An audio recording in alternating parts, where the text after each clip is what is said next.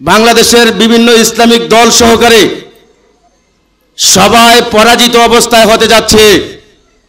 কিন্তু পীর সাহেব চরমনাই এদেশের গণমানুষের নেতা, তিনি জনগণের মনের ভাবমূর্তিকে বুঝতে সক্ষম হয়েছেন বলে আমরা বিশ্বাস করি। কথা ঠিক না বেঠিক?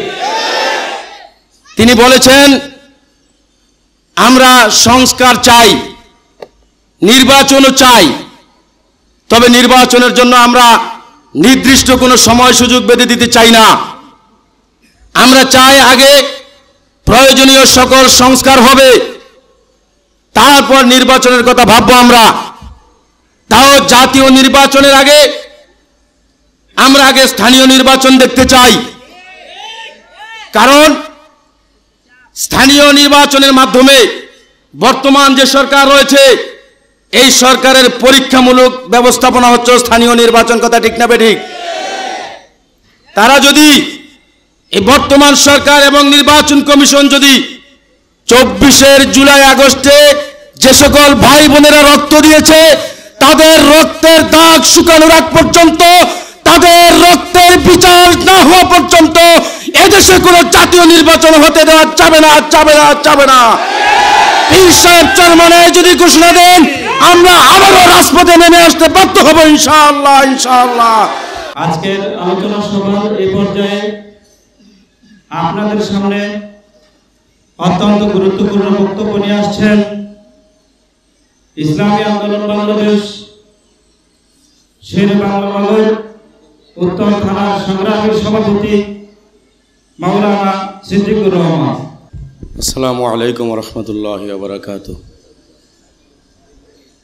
ইসলামী শ্রমিক আন্দোলন বাংলাদেশ আদাবর মোহাম্মদপুর ও শেরে বাংলা নগর থানা শাখা কর্তৃক আয়োজিত আজকের ঈদ পুনর্মিলনী ও আলোচনা সভার সম্মানিত সভাপতি এবং উপস্থিত হবেন ইসলামী আন্দোলন বাংলাদেশ কেন্দ্রীয় কমিটির যুগ্ম মহাসচিব মাওলানা গাজী আতাউর রহমান সাহেব সহ ঢাকা 13 আসন নিয়ে 13 আসনের জনগণ যাকে নিয়ে স্বপ্ন দেখেন, আলহাজ নাসিম খান সাহেব সহ শ্রমিক আন্দোলনের 3 থানার সর্বস্তরের নেতৃবৃন্দ, আল্লাহ তাআলার দরবারে শুকরিয়া আদায় করে এই জন্য যে আল্লাহ তাআলা দীর্ঘ 1 মাস সিয়াম সাধনার পর ইতিপূর্বে কয়েকটি কর্মসূচিতে অংশগ্রহণ করার পরেও আমরা ক্লান্ত হইনি।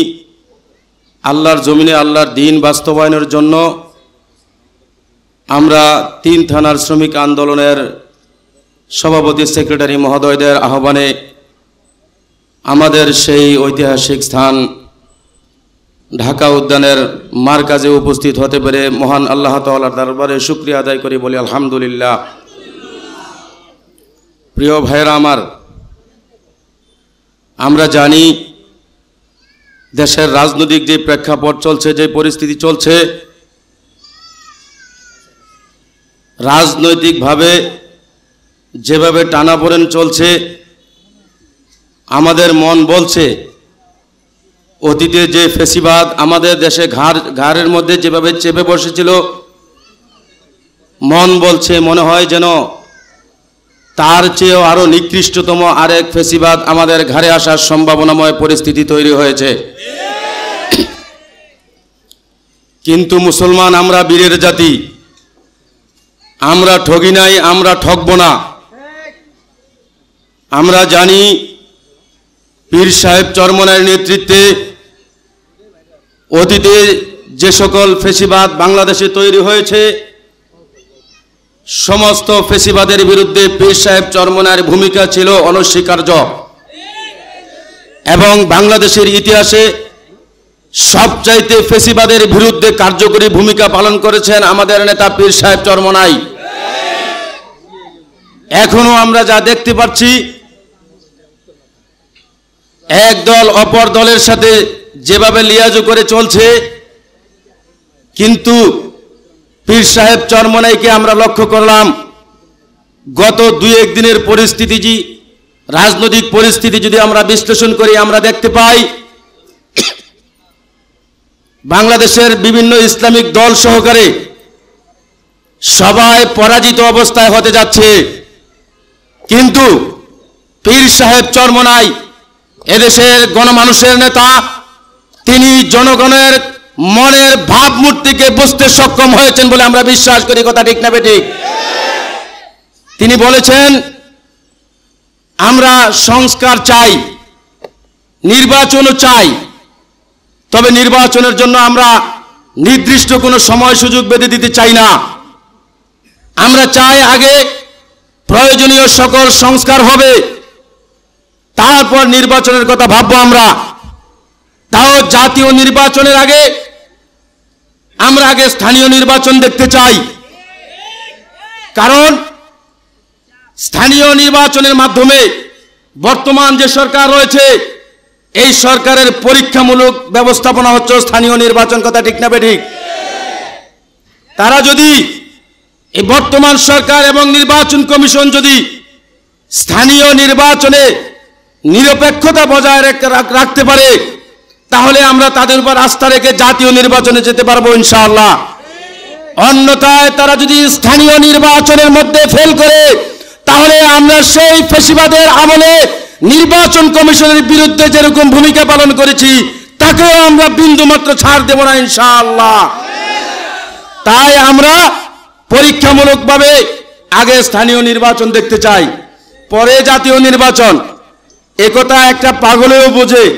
যে কোনো খেলার আগে, যে কোনো ফাইনাল খেলার আগে সেমিফাইনাল সহ টেস্ট ম্যাচ সহ অনেকগুলি ম্যাচ হয় কি হয় না? জাতীয় নির্বাচন হচ্ছে দীর্ঘ 17 বছর বা 15 বছর পরে একটা ফাইনাল খেলার মতো নির্বাচন। কথা ঠিক না বেঠিক? তার পূর্বে যেহেতু মাঝখানে ফেসিবাদ পালিয়েছে, ফেসিবাদ পালানোর পরে যেহেতু আরেকটা অংশ যেহেতু নির্বাচনী ব্যবস্থা সহ সরকারি বিভিন্ন কাঠামোতে যুক্ত হয়েছে, সুতরাং আমরা তাদেরও পরীক্ষা নিতে হবে। কথা ঠিক না বেঠিক? পরীক্ষা ছাড়া তাদের অধীনে জাতীয় নির্বাচনে অংশগ্রহণ করা বিপজ্জনক। কথা ঠিক না বেঠিক? প্রিয় ভাইরা আমার, আমরা লক্ষ্য করলাম গত কয়েকদিন আগে লন্ডনে সেই সাবেক প্রেমিকের সাথে এদেশের একটা রাজনৈতিক দলের উচ্চ পর্যায়ের নেতা দেখা করতে গিয়েছেন। তিনার সাথে দেখা করার পূর্বে বলেছিলেন, আমরা আগে সংস্কার চাই, নির্বাচনের হিসাব পরে ভাবব। কিন্তু আমরা কি দেখলাম, যখন পুরাতন প্রেমিকের সাথে সাক্ষাৎ করে দেশে আসলেন, দেশে এসে সাধারণ জনগণকে এতটা বোকা মনে করেন তিনি, মানুষকে, দেশের জনগণকে এতটাই বোকা মনে করলেন, আমাদের বড় ভাবতে অবাক লাগে। তিনি একজন ডক্টর। বিএনপি কি বলল?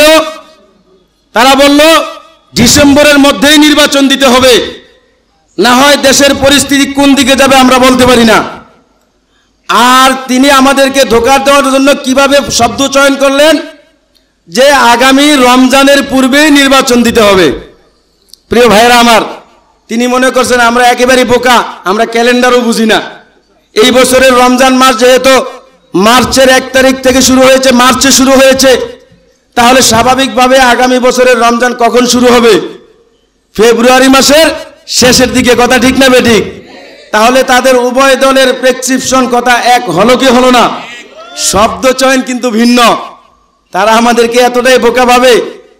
আপনারা সাবেক প্রেমিক, আমরা জানি, আপনারা যা করবেন আপনাদের মতো করেন, আমাদের কোনো আপত্তি নাই। কিন্তু 24 জুলাই আগস্টে যে সকল ভাই বোনেরা রক্ত দিয়েছে, তাদের রক্তের দাগ শুকানোর আগ পর্যন্ত, তাদের রক্তের বিচার না হওয়া পর্যন্ত এদেশে কোনো জাতীয় নির্বাচন হতে দেওয়া যাবে না, যাবে না, যাবে না।